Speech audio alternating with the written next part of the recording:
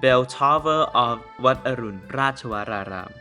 The bell tower of Wat Arun Ratchawararam is an ancient structure consisting of two towers.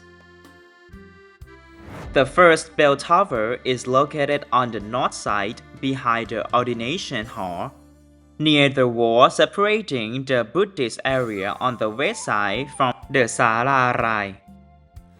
This tower is 3 stories tall, roofed with grass tiles. It features stucco decorations with porcelain tiles, and the gable adorned with the floral stucco motif.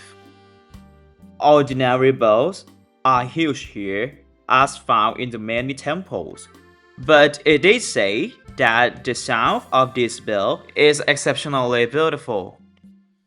พระครูวิสุทธิสรพันธ์ a former assistant abbot, was the one who cast the bell. The second bell tower is situated nearby. It is also 3 stories tall and houses a large Gangsadon bell suspended in a circular frame. The bell measures approximately 2 feet in diameter, bearing ancient inscriptions and faint images along its pillars. These 2 bell towers are mentioned in temple merit certificate.